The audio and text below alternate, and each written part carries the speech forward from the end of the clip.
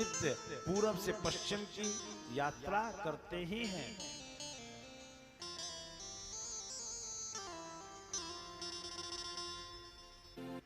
कोई परिस्थिति हो, चाहे सर्दी हो कोहरा ढक ले, गर्मी में धूल ढक ले, लेकिन भगवान सूर्य निकलेंगे। उनके अंदर कोई देश काल परिस्थिति की सीमा नहीं होती, इसलिए ज्ञान का देवता सूर्य को माना गया। और एक बात, आप सभी विद्वान हैं, विद्वानों की सभा है, एक बात और लेके जाना, पालन करते हैं तो अच्छी बात है, और लोगों को बताते हैं वो भी अच्छी बात है। कोई भी कर्म भूल जाओ, लेकिन नित्य उठकर सूर्य अर्घ देना मत भूलना। सूर्य जब उदीयमान अवस्था में हो, अपनी लाली बिखेरे हुए हो, उस समय तांबे के बर्तन से सूर्य को 90 डिग्री के एंगल पे लाके जब अर्घ देंगे ना, तो कॉपर और सूर्य की किरणों का जो मिलन होगा, और उस मिलन की छींटें आपके ऊपर जब जाएंगी, तो जिस अंग पे जाएंगी उस अंग पर रोग होने की आशंकाएं कम हो जाती हैं। नित्य भगवान सूर्य ही एक ऐसे देवता हैं जो नमस्कार करने से प्रसन्न हो जाते हैं। भगवान सूर्य ही ऐसे देवता है। लोग कहते हैं ना गायत्री साधना, गायत्री साधना, गायत्री साधना सूर्य साधना ही है। मैयाओं को चाहिए कि जिनके बच्चे विद्यालय जाते हैं, कोशिश करें कि प्रातःकाल स्नान करा के उनसे सूर्य अर्घ जरूर दिलवाएं। तेज, बल, वृद्धि, ऐश्वर्य सूर्य भगवान प्रदान करते। सूर्य राजा है, जीवन राजा जैसा होगा। हमारे चश्मा लगता था, बहुत से लोग जानते हैं, जो भगवान सूर्य की कृपा हुई और चश्मा उतर गया। कोई आवश्यकता नहीं, प्रैक्टिकल करके तो देखो, नित्य का है।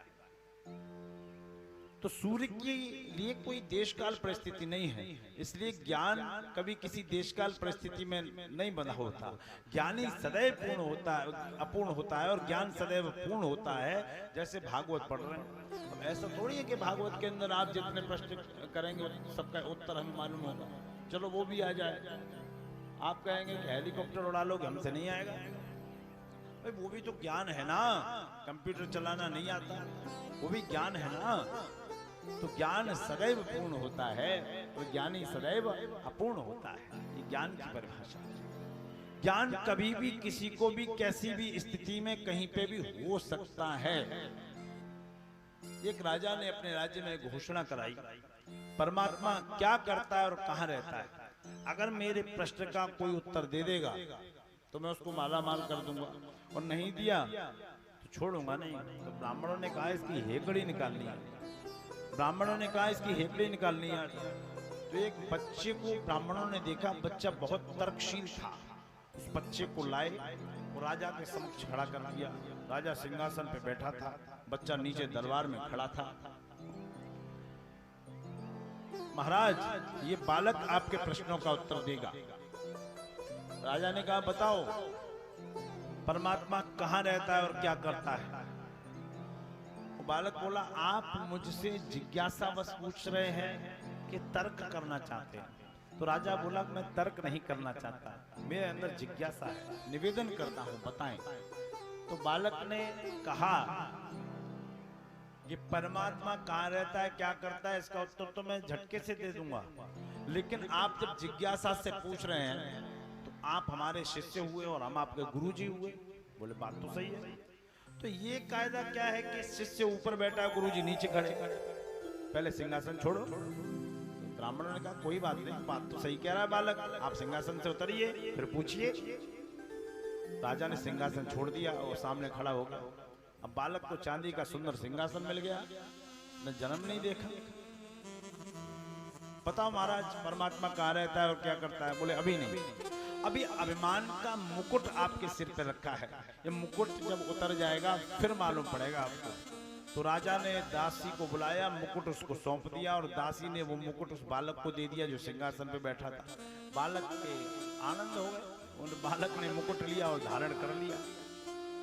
राजा बोला, अरे प्रभु अब तो बताओ परमात्मा क्या करता है और कहाँ रहता है।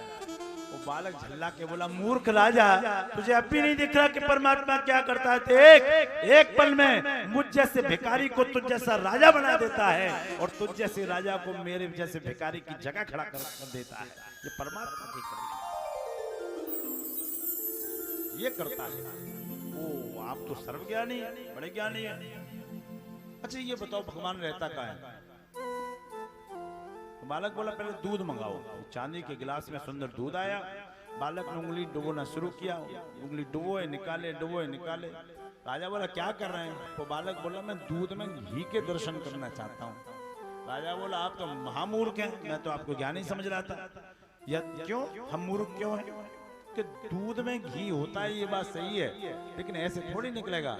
तो राजा से बालक ने पूछा, तो कैसे निकलेगा। राजा बोला, इसको गर्म करना पड़ेगा, गर्म करके जमाना पड़ेगा, जमा के फिर इसको भिगोना पड़ेगा, मट्ठा बनेगा, फिर मक्खन आएगा, गर्म होगा, तब कहीं जाके घी निकलेगा। बोले राजा सही कह रहा है। बोले हाँ। बोले ये मूर्ख राजा, यही मैं तुझे समझाना चाह रहा था। परमात्मा के दर्शन करने की लालसा तुझे कहीं तक ले जाएगी और तुझे कहीं तक जाके भी उसके दर्शन नहीं होंगे, लेकिन परमात्मा के दर्शन करना है तो अपने अंदर देख, उसके लिए तुझको यम करना पड़ेगा।